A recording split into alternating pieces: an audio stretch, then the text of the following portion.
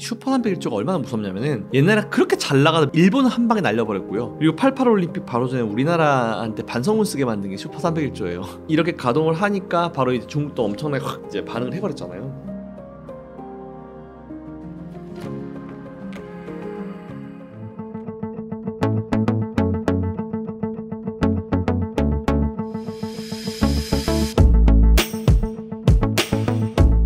대주전자 재료는 테슬라 때문이죠. 그래서 전 사실 대주전자 재료 보고 느꼈던 게 확실히 이 테슬라가 2차전지 차지하는 이 무게감이 장난이 아니구나. 그리고 이게 만일 테슬라가 다시 반등을 시작하게 됐을 때 2차전지가 정말 빠르게 올라올 수 있겠구나라고 진짜 확신을 가진 게 사실 어제 대주전자 재료였는데, 최근에 핫한 건 4680이잖아요. 4680도 아니에요. 2170 관련이었습니다. 그러니까 테슬라가 연말에 2170 배터리 업그레이드에 대한 수혜 기대, 뭐 이거에 대한 얘기가 나왔었어요. 그런데 이제 이 연말에 나온 2170 배터리에 실리콘 음극재를 적용할 예정이다라는 그런 내용이 나왔거든요. 근데 우리나라에서 거의 유일하게 지금 실리콘 음극재로 유일한 기업이 대주전자 재료이기 때문에 이게 테슬라의 공급망에 편입될 가능성이 있다라는 그런 내용이 나오면서 대주전자 재료가 확 튀었어요. 그리고 2170 배터리에 대한 어떤 그 업그레이드 수혜 기대감, 이것 때문에 LNF까지 같이 튀었거든요. 그래서 저는 오히려 이런 걸 봤을 때 만일 진짜 테슬라나 전기차가 진짜 끝났다라고 하면은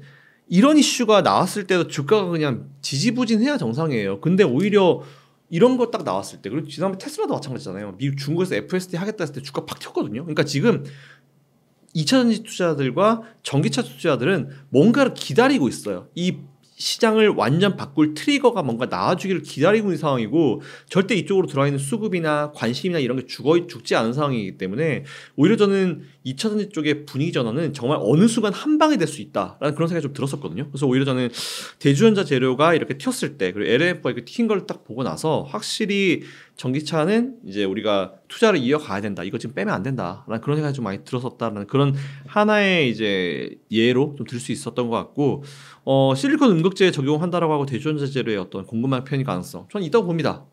가능하다 봅니다. 그래서 일단 이것도 근데 돼 봐야 되는 거지만 가능성을 아예 제로로 놓고 볼 수는 없는 부분이기 때문에 관련주들을 한번 체크해 보실 필요가 좀 있을 것 같습니다. 보통 평균의 오류, 그리고 이제 사람들이 일반적으로 생각했을 때 이제 좀 디테일하게 좀 신경을 써야 될 부분이 좀 분명히 있는 것 같아요. 뭐냐면은 우리가 일반적으로 뭐 어떤 시장 점유율이라고 하는 거는 기본적으로 이제 생산 점유율이라고 하는 건 전 세계에서 총 생산 대수 중에 뭐 중국이 생산을 몇 대 하면은 중국의 생산 점유율이 얼마다, 이렇게 보통 평가를 하거든요.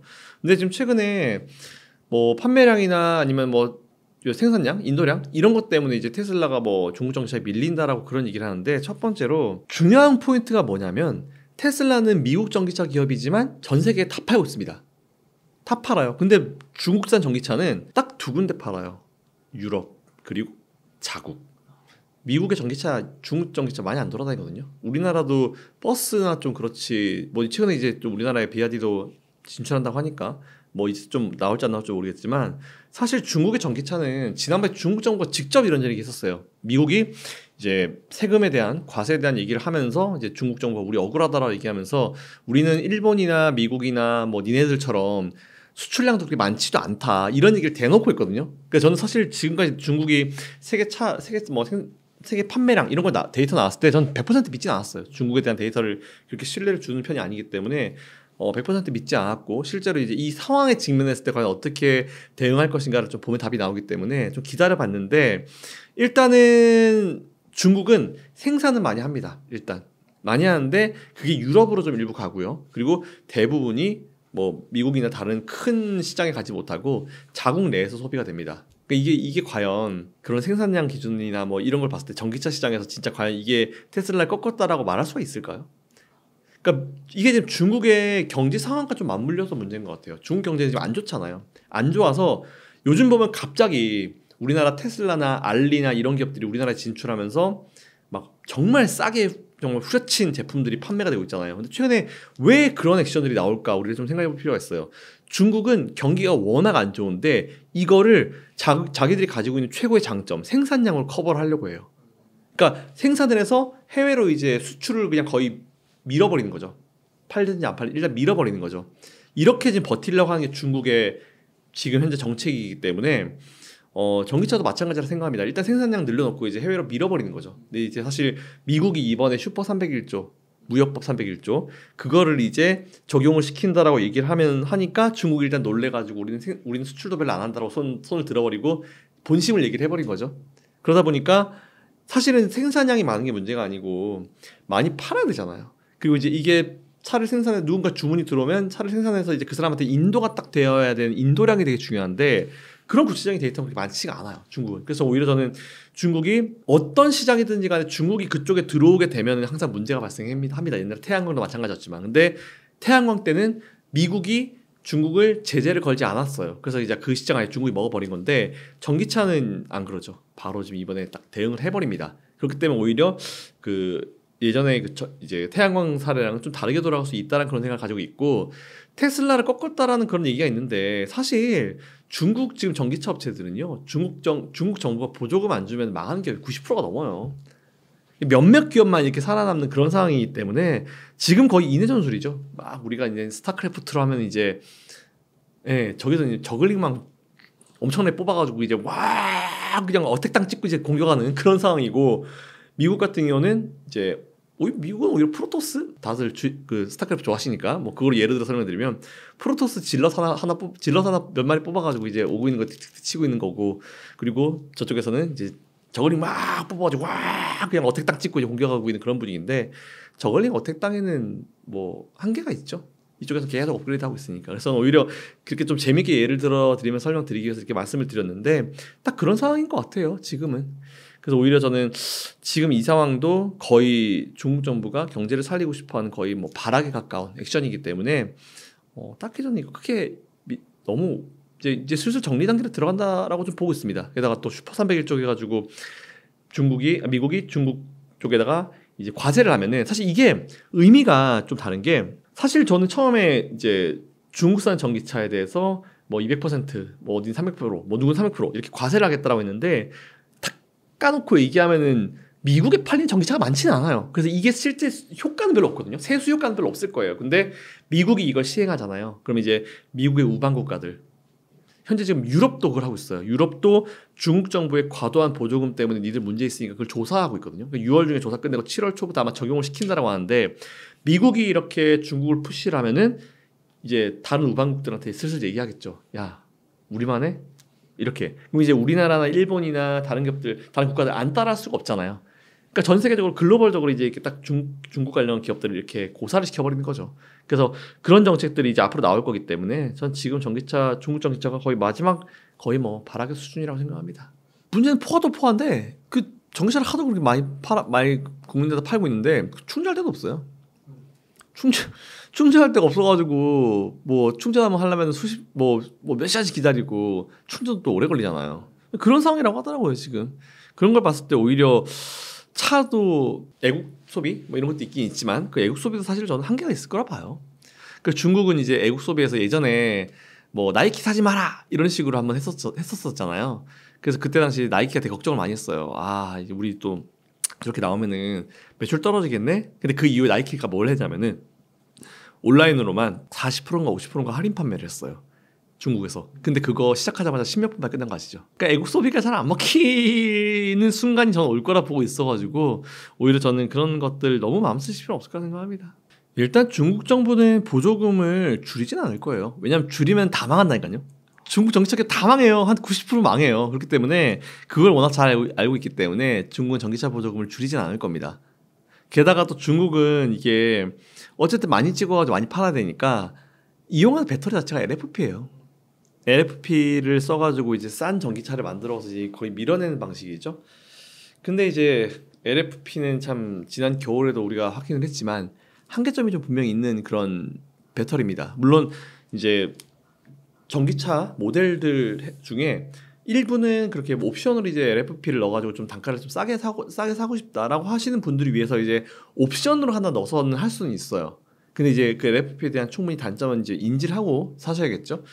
근데 오히려 저는 결국은 3만 개 배터리로 갈 거다라고 보고 있기 때문에 너무 이제 중국산 LFP 이런 거에 좀 마음 쓸 필요 없다라는 그런 개인적인 생각을 가지고 있고 일단 턴어라운드 시점은 저는 얼마 안 나왔다 봅니다. 왜냐하면은 지금 현재 미국이 그동안 이제 세금에 대한 걸로 되게 세게 때리진 않았는데 이 슈퍼 301조가 얼마나 무섭냐면은 옛날에 그렇게 잘 나가던 미국, 일본은 한 방에 날려버렸고요. 그리고 88 올림픽 바로 전에 우리나라한테 반성문 쓰게 만든 게 슈퍼 301조예요. 그렇기 때문에 저는 오히려 이렇게 가동을 하니까 바로 이제 중국도 엄청나게 확 이제 반응을 해버렸잖아요. 오래 할 것 같지는 않습니다. 근데 이걸 정확하게 언제까지 될 것 같아요라고 말하기엔 분명히 무리가 있지만 이제 이렇게 뭐 세금에 대한 얘기를 한 이상 오히려 저는 그렇게 멀지 않았다. 그리고 이제 유럽도 이제 6월달에 조사 끝내고 7월달부터 이제 적용한다고 하니까 한 여름 정도 지나고 나면 이거로부터 좀 자유로워지지 않을까요? 일단 네 이거는 지금 반도체도 마찬가지지만 특허 분쟁, 특허 전쟁은 많아요 항상.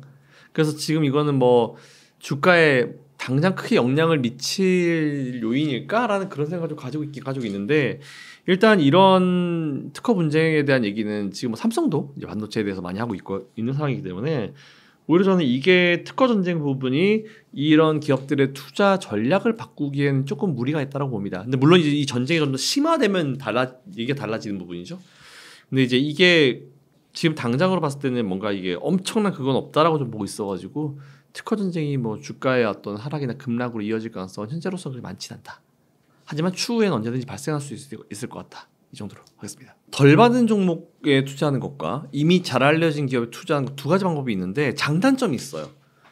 이미 덜 알려진 기업에 투자하면은 위험도 높겠죠. 근데 이제 기대되는 수익은 높지만 언제까지 기다려야 될지 모른다는 그런 생각이 있죠. 두 번째로는 오히려 알려진 기업에 투자하는 건데 이런 기업들은 올라가면 정말 빨리 올라갑니다. 원래 잘 가던 놈이 잘 간다고 생각하기 때문에. 근데 이런 애들은 또 단점이 뭐냐면 망가질 때도 제일 선두에서 세게 망가져요. 지금 에코프로 그룹이나 아니면 포스코홀딩스 이런 쪽이 아마 이걸 증명을 해주고 있잖아요.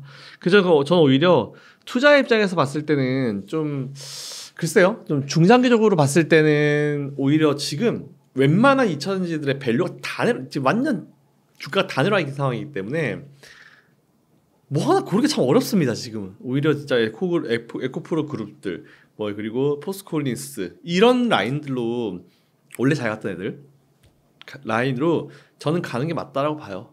그래서 지금 워낙 주가 많이 밀려있기 때문에 뭐 지금 어떤 종목을 매수하셔도 큰 문제는 없을 것 같다. 단 실적이 잘 잡히는 기업들 위주로. 네, 실적이 안 나오는 기업들은 앞으로도 못 갈 거예요. 지금은 실적을 만들기 어려워요. 왜냐하면 이제 올해 1분기 실적 발표는 작년과 비교가 되는데 작년에 괜찮았던 시기거든요. 작년 재작년에 그렇기 때문에 괜찮았던 시기와 지금 비교하는 건 무리가 있습니다. 그래서 지금 뭐 2차전지 관련 기업들 실적 발표되는 거 보면 뭐 영업이익 마이너스 90몇 프로 이런 식으로 나오잖아요. 근데 예전 삼성이 그랬어요. 삼성전자가 한참 그때 반도체 안 좋을 때 그리고 반도체 치킨 게임이 항상 계속 이루어졌을 때 그때 당시에 삼성도 사실은 이미지가 그랬었거든요. 근데 2차전지도 지금 딱 그런 상황인 것 같아요. 제가 봤을 때는. 그래서 오히려 투자는 지금 꼭 나서셔야 된다라고 생각이 자꾸 듭니다. 오히려 지금 실적은 한참 잘 나올 때랑 비교하기 때문에 다들 안 좋게 나와 보일 거예요. 근데 지금은 실적 같은 경우는 원래 잘했던 기업들 처음에 일단 먼저 선정해낼 때 원래 잘했던 기업들 먼저 선정을 쫙 해놓고 그리고 제일 중요한 건 공매도 잔량이 얼마나 줄었는지 그게 얼마나 청산이 많이 이루어졌는지 그게 좀 포인트인 것 같아가지고 그거 위주로 좀 보시는 게 지금은 맞는 것 같습니다. 지금 좀 기술적으로 접근해야 될 시기예요. 아직 실적이 눈에 꽂히는 게 없기 때문에 일단은 예전에 실적 잘 냈던 기업이 그래도 이제 어떤 기업과 테슬라든지 어디와의 어떤 이제 공급 체인 공급망에 들어가 있는 기업들이 또 그쪽으로도 줄 가능성이 크기 때문에 오히려 저는 이제 그렇게 잘 나가는 기업과 한번 실제로 매출을 주고받은 적이 있는 그런 기업들 위주로 먼저 한번 골라매시고 그 다음에는 우리가 좀 생각을 해봐야 될 게 이제 지금처럼 이렇게 어려운 상황에서 최근에 뭐 그런 얘기도 되게 많이 나와요. 에비타 대비해가지고 지금 오히려 뭐 부채 비율이 너무 높아지고 있다 이런 얘기도 되게 많이 나오는데 지금 어쩔 수 없어요. 왜냐하면은 결국 그것도 실적이 계속 투자를 진행하기 때문에 부채 비율은 올라갈 수밖에 없거든요. 근데 이게 실적이 좀 받쳐주게 되면은 그 비율이 떨어지게 되는데 실적이 완전 받쳐주지 못한 상태에서 이제 부채 비율이 올라가 버리니까 지금 이제 이 재무에 대한 어떤 이제 부분이 좀 걱정된다는 그런 기사들이 많이 나와요. 뭐 LG엔솔이나 아니면 LG화학 같은 기업들 이제 신용도를 낮출 수도 있다라는 그런 얘기까지 좀 나오는 상황이기 때문에 오히려 저는 그런 거는 너무 마음 쓸 필요가 없을 것 같아요.